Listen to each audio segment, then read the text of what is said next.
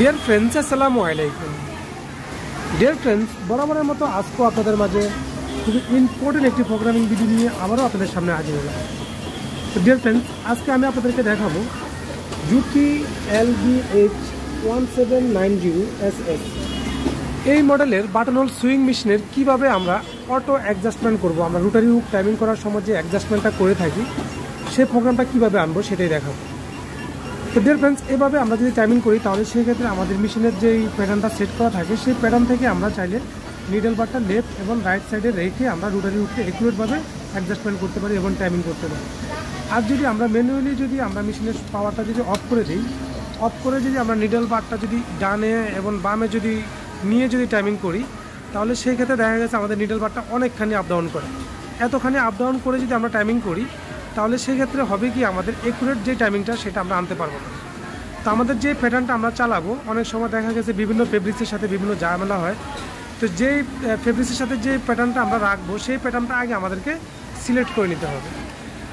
Select করার পর আমরা এই সিস্টেমটা আপনাদেরকে চালু করে দেখাবো। তো যেমন ধরেন আমাদের মেশিনের যে প্যাটার্নটা আমরা এখানে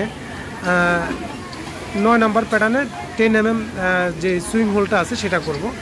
সেটা করার জন্য আমাদের মেশিনের রেডি বাটনটি যদি আমরা অন করি তাহলে সেক্ষেত্রে আমরা এই মেশিনটাকে যদি আমরা মেশিনে চালাই তাহলে সেক্ষেত্রে আমাদের যেই জিগজ্যাগের টাইমিংটা এবং কি লেন্থের টাইমিংটা দুই পাশে যে সেলাইটা হয় সেই সেলাইটা কিন্তু আমাদের অ্যাডজাস্টমেন্ট করা থাকে।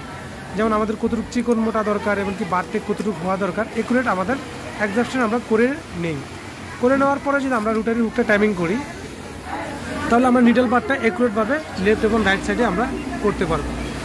তো ডিয়ার ফ্রেন্ডস, এখন আমরা আপনাদেরকে দেখাবো যে এই প্রোগ্রামটা আপনারা কীভাবে আনবেন। তো এই প্রোগ্রামটা আনার জন্য আমাদের মেশিনের অবশ্যই রেডি বাটনটি অন থাকতে হবে। যদি অন না থাকে তাহলে আমরা এই প্রোগ্রামটি কোনোভাবে আমরা আনতে পারবো না। আমরা যদি এটা অফ করে রাখি, যদি রেডিটা বাটনটি অফ করে যদি ট্রাই করি তাহলে সেক্ষেত্রে আমরা এই প্রোগ্রামটা আনতে পারবো না। তো সেক্ষেত্রে আমাদের যে ববিন উইন্ডারের যেই বাটনটি আছে ববিন উইন্ডার, এই ববিন উইন্ডারের বাটনটা আমরা যদি প্রেস করি এখানে আপনারা দেখতে পাচ্ছেন যে শুধুমাত্র একটি অপশন আসছে যেটা আমাদের ববিন উইন্ডার ববিনটাকে ভরার জন্য।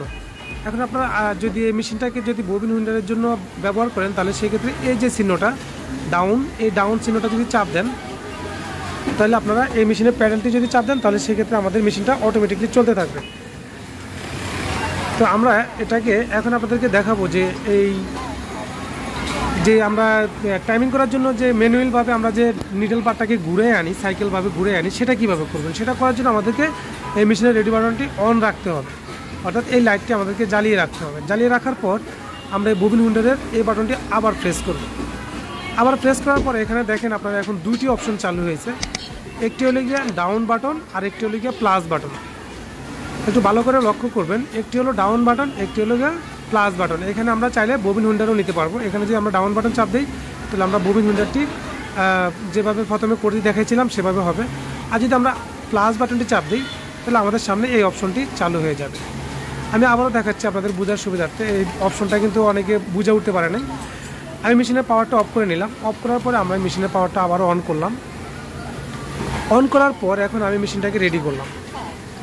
রেডি করার পর এখন আমাদেরকে রেডি হওয়ার পর আমাদেরকে এই ববিন উইন্ডারের বাটনটি প্রেস করতে হবে। প্রেস করার পর এখানে আমাদের যে ডাউন বাটন এটা হলো গিয়ে আমাদের ববিন উইন্ডারের জন্য, মানে ববিন উইন্ডারের মানে সুতাটি গাঁথার জন্য। আর এটা হলো গিয়ে আমাদের মেশিনের টাইমিং করার জন্য। যেমন আমাদের 137 স্টিচ এই মেশিনে চলতেছে। এখন আমরা যদি প্লাস বাটন চাপি দেখেন আপনারা এক এক করে 137 পর্যন্ত যাবে। এখন আমাদের এই যে দেখতেছেন আপনারা নিডল প্রেশার ফিটটা আপ ডাউন করতেছে এবং কি লড়তেছে। আমাদের নিডল বারটাও লেফট এবং রাইট সাইডে যাচ্ছে। তো ডিয়ার ফ্রেন্ডস, আপনাদের যদি বুঝতে অসুবিধা হয়ে থাকে তাহলে অবশ্যই আমাদের এই ভিডিও নিচে কমেন্ট বক্সে কমেন্ট করে যাবেন। আপনাদেরকে কমেন্টের মাধ্যমে জবাব দেওয়ার চেষ্টা করব। আর আমার এই ভিডিও যদি আপনাদের কাছে ভালো লেগে থাকে তাহলে অবশ্যই একটি লাইক করে দিবেন এবং আপনাদের যে কোনো মতামত আমার এই ভিডিওর নিচে কমেন্ট বক্সে জানিয়ে যাবেন। আর আপনি যদি আমার চ্যানেল নতুন হয়ে থাকেন তাহলে অবশ্যই আমার চ্যানেলটি সাবস্ক্রাইব করে রাখবেন এবং পাশে থাকা ঘন্টা আইকন বেলটি বাজিয়ে রাখবেন এই ধরনের নিত্য নতুন ভিডিও নেক্সট টাইম পাওয়ার জন্য। তো ডিয়ার ফ্রেন্ডস, আমরা এখন এখান থেকে বাইরে হয়ে গেলাম। এভাবে আপনারা চাইলে মেশিনের রোটারি হুকটি টাইমিং করতে পারেন। তো আজকে পর্যন্তই, দেখা করবো পরবর্তী কোনো এক ভিডিও নিয়ে। সে পর্যন্ত আপনারা সকলে ভালো থাকুন, সুস্থ থাকুন। এই কেমন আজকের মতো বিদায় নিচ্ছি। আল্লাহ হাফেজ।